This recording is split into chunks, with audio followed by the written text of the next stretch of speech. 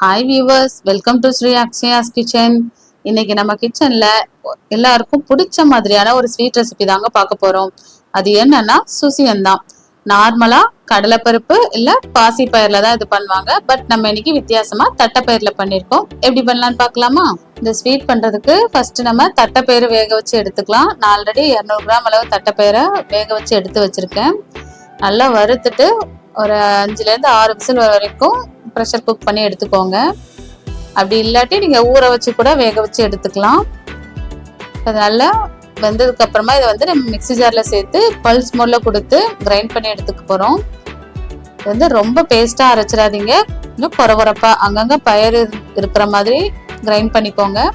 அப்படி இல்லாட்டி நீங்க மத்து வச்சு கூட நல்லா மசிச்சு எடுத்துக்கலாம்.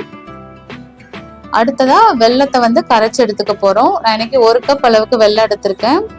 கிட்டத்தட்ட 200ல இருந்து 250 கிராம் இருக்கும். நீங்க உங்களோட இனிப்புக்கு ஏற்ற மாதிரி வெல்லத்தோட அளவை கூட்டியோ குறைச்சோ சேர்த்துக்கோங்க.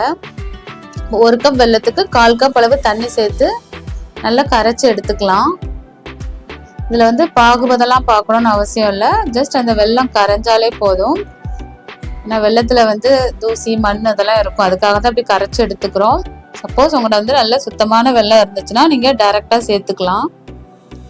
இப்போ வெல்லம் கரைச்சி எடுத்தாச்சு. இப்போ அது ஓரமா இருக்கட்டும். அடுத்ததான் ஒரு பேன்ல 2 டேபிள் ஸ்பூன் அளவுக்கு நெய் சேர்த்துக்கோங்க. இப்போ இதுல வந்து 1 கப் அளவுக்கு நம்ம துருவன தேங்காய் சேர்த்து நல்லா வறுத்து விட்டுக்க போறோம். இதுல வந்து தேங்காய் வந்து வறுக்கிறப்பவே நல்ல மணமா இருக்கும். வந்து தேங்காய் வந்து ரொம்ப கலர் மாறணும்லாம் அவசியம் இல்லை, ஜஸ்ட் அந்த ஈரப்பதம் வந்து லைட்டா போனாலே போதும்.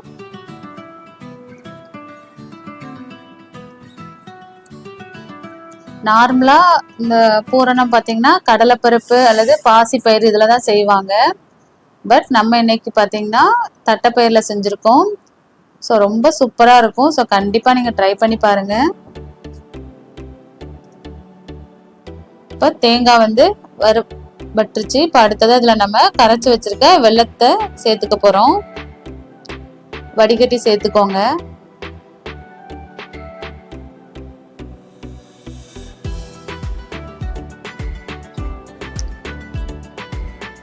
இப்போ வெல்லம் சேர்த்ததுக்கு அப்புறம் இதை நல்லா கலந்து விட்டுக்கலாம். அடுத்தது இதோட நம்ம கிரைண்ட் பண்ணி வச்சிருந்த அந்த பயிரை இதோட சேர்த்துக்கலாம்.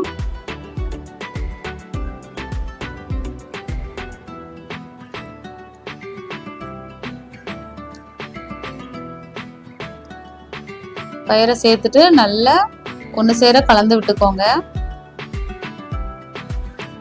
அங்கங்க கெட்டி கெட்டியா இருக்கிற மாதிரி இருக்கும். ஸோ கரண்டி வச்சு நல்லா மசிச்சு விட்டு நல்லா கலந்து விட்டுக்கோங்க. இப்போ இந்த பூரணத்தை வந்து அப்படியே நம்ம சாப்பிடலாம். ஸோ அது ரொம்ப டேஸ்டா இருந்தது. இப்போ இதே நீங்க தட்டைப்பயிர்ல வந்து இந்த மாதிரி பண்ணாம வெறும் தட்டைப்பயிர்ல நாட் சர்க்கரை சேர்த்து தேங்காய் பூ சேர்த்து அப்படியே ஈவினிங் ஸ்நாக்ஸ் சாப்பிடலாம். அதுவும் ரொம்ப டேஸ்டா இருக்கும். இப்போ பாருங்க, இது வந்து நல்லா கலந்து விட கொஞ்சம் நல்லா கெட்டியாயிட்டே வரும். அதாவது நமக்கு வந்து அந்த உருண்டை பிடிக்கிற பக்குவம் வரணும். ஸோ அது வரைக்கும் நல்லா கலந்து விட்டுக்கலாம். இப்போ இதுல 1 ஸ்பூன் அளவுக்கு ஏலக்காய் தூள் சேர்த்துக்கோங்க.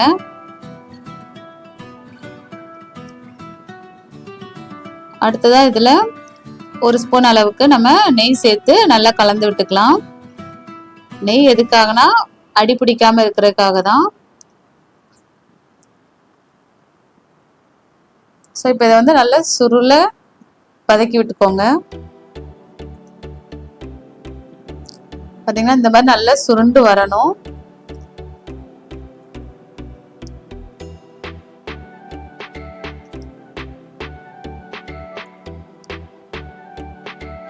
இந்த மாதிரி வந்தாதான் நல்லா ஆறும் போது அது இன்னும் கொஞ்சம் கெட்டியா ஆகும்.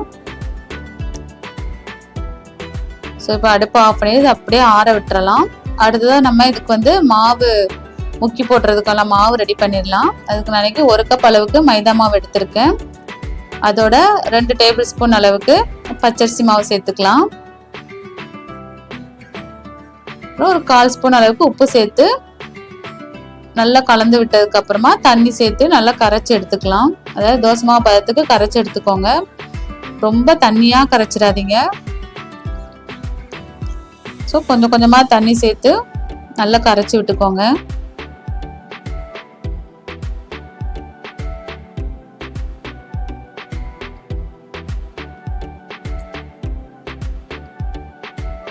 சில பேர் இது வந்து மைதா மாவு சேர்க்காம ஃபுல் அண்ட் ஃபுல் அரிசி மாவு மட்டுமே வச்சு செய்வாங்க. அப்படி இல்லாட்டி அரிசி உளுந்து ரெண்டும் ஊற வச்சு அரைச்சி அப்படி கூட செய்வாங்க. பட் இது வந்து ரொம்ப ஈஸியான மெத்தட். டக்குன்னு செய்யற மாதிரி இருந்துச்சுன்னா இந்த மாதிரி செய்யலாம். ஸோ இந்த பக்கத்துக்கு நல்லா கரைச்சி எடுத்துக்கோங்க. இப்போ பாருங்க நம்மளுடைய பூரணம் வந்து நல்லா ஓரளவு ஆறிடுச்சு. பட் இன்னுமே கொஞ்சம் சூடு இருக்க தான் செய்யுது. இது நல்ல நேரம் ஆக ஆக இது நல்லா இறுக ஆரம்பிச்சிடும். இப்போ நம்ம வந்து நமக்கு என்ன சைஸ்க்கு வேணுமோ அந்த சைஸ்க்கு நம்ம உருண்டையா உருட்டி எடுத்துக்க போறோம்.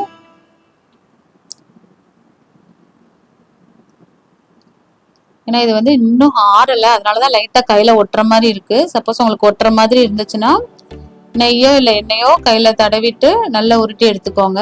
இப்போ எல்லாமே நான் உருட்டி எடுத்துக்கிட்டேன்.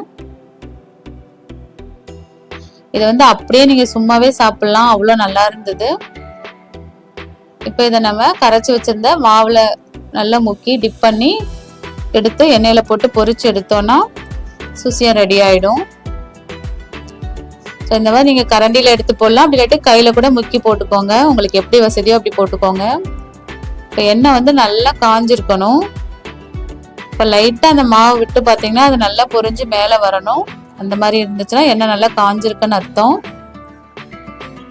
ஸோ இப்போ நீங்கள் வந்து ஒவ்வொரு சுசியமாக நீங்கள் போட்டுடலாம். இது போட்டதுக்கப்புறம் அடுப்போட ஃப்ளேமை மீடியம்க்கு மாற்றிக்கோங்க.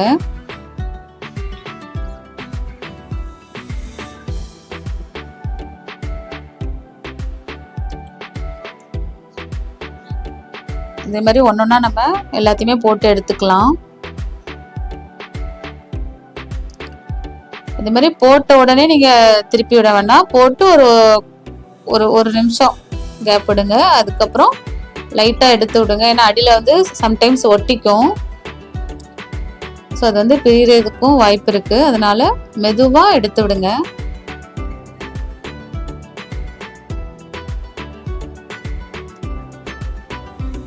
இது வந்து வேகிறதுக்கு வந்து ரொம்ப நேரம் டைம் எடுக்காது. ஸோ டக்குன்னு வெந்துடும்.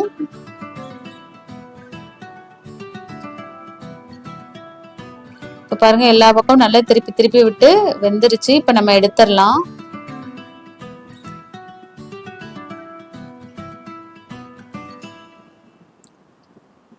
ஸோ இதே மாதிரி எல்லா உருண்டையுமே நம்ம சுசியமா போட்டு எடுத்துக்கலாம். பாருங்க நம்மளுடைய சுசியம் ரெடி ஆயிடுச்சு. நல்லா சாஃப்டா சாப்பிட்றதுக்கு ரொம்ப சூப்பரா இருக்கும். ஸோ நீங்களும் கண்டிப்பா ஒரு தடவை இதே மாதிரி ட்ரை பண்ணி பார்த்துட்டு உங்களோட ஃபீட்பேக்கை மறக்காம கமெண்ட்ல ஷேர் பண்ணுங்க. இதே மாதிரி வேற ஒரு ரெசிபியோட அடுத்த வீடியோல பார்க்கலாம்.